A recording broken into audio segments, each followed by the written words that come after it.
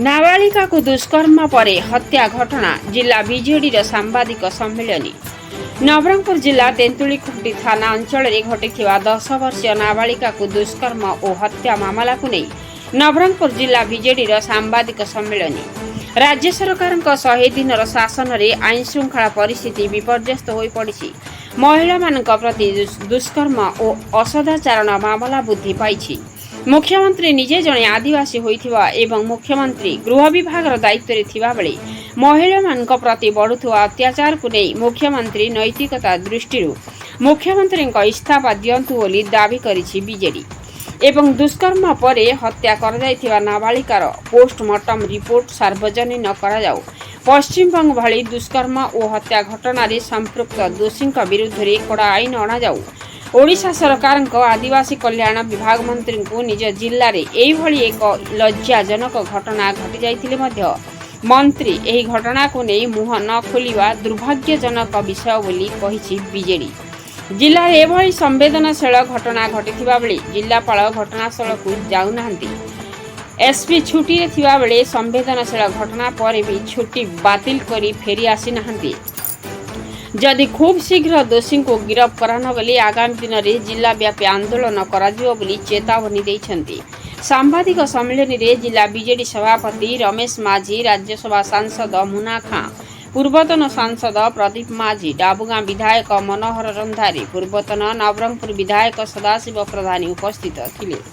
Nabarangpur जिल्लारू Ravinarayan Mahanti report मसीहा news. आपण मसीहा न्यूज यूट्यूब चैनल को सब्सक्राइब कलेनी कि जदि करिनाहंती एबे करिनियंतु। एहा सह मसीहा न्यूज रो फेसबुक पेज को और ट्विटर को फॉलो करंतु।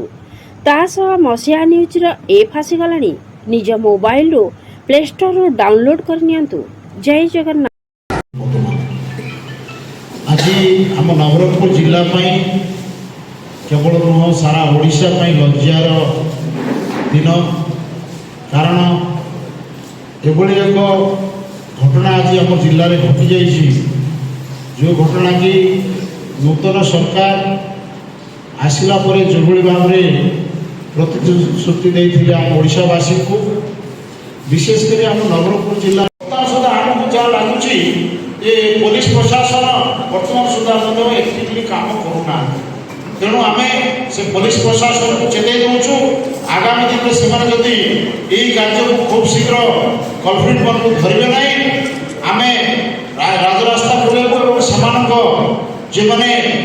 दोषी अच्छे दंड जदि से पाइबे ना निश्चित भाव में आगामी दिन में राज्य सरकार विरोध में आम जो भाव में आंदोलन करने पछेबू ना और नवरंगपुर जिलार सुरक्षा प्रति जो आंच आसी निश्चित भाव में आम समस्त गोटे इज्जत कथा मान सम्मान कथा आज आम मुंड तौक सदाशिव प्रधानी महाशय आम समस्त प्रिय तथा आम भाई मनोरंजन महाशय विधायक डाबुगां मोतीराम नायक महाशय जिला परिषद चेयरमैन महाशय धन्यवाद। आपने एक दुख समय आप समस्त आस उपस्थित होती नवरंगपुर जिलापाई गोटे लज्जा हृदय विदार दृश्य आपने समस्ते ए दिन तले देखा पाई से उद्देश्य किंतु दुखर विषय से छुआर कौन से चिन्ह बर्ण रखा नहीं घरे बोली से सब पड़े घर मुझे खोजली सीटा पाइले से खाता पत्र मिलते निश्चित भाव में किसी मिलता। प्रथम दिन पुलिस प्रशासन से सीज कले प्रथम दिन ही सीज करार छुआर जो बही पत्र जहाँ थी सीज करार निश्चित भाव में कोर्ट ना कोर्ट से जहाँ भी हो हेले भी आम आशा छाड़ानी आशा रखा जे दोष कर निश्चित भाव में दंड मिल कहीं जनकर जीवन नहीं जन लोक के बची पारे से भगवान अच्छा से निश्चित भाव में धरा पकड़े आम चेष्टा करवा केते जल्दी दोषी धरा पड़ एवं तार दंड विधान हम आज आम समस्त उपस्थित अच्छे एवं समस्त आम जिलावासी दुखर विषय एवं लज्जार विषय से राज्य सरकार 100 दिन जो डिंडम पिटुंट आम 100 दिन में कौन कौन कलु 100 दिन में कौन कले ये आपजे जापारे मुझे विषय में बेस किसी कहवाई चाहूनी 100 दिन में रिजल्ट हूँ बहुत बहुत धन्यवाद। सुरक्षित नुहति ये सरकार आसला दिन कौन कथा शुणुना खाली 100 दिन सरकार बोलिक से कहते कि 100 दिन भितर कौन कौन है से तर्जमा कर आगामी दिन में जदि दोषी को दंड न दि जाए अति शीघ्र धरा न जाए तो महिला मोर्चा अनुसार आम विजु जनता दल तरफ राजरास्तार ओल्लैवा पछेबू नहीं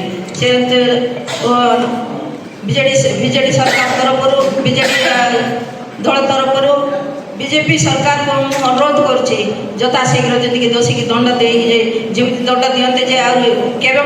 घृण काम न करने समस्त पछाइबे से समस्त साहय सहयोग करने को धन्यवाद अर्पण कर समस्त सहयोग था आम न्याय निजित पाइबा बोली समस्त को अनुरोध कर।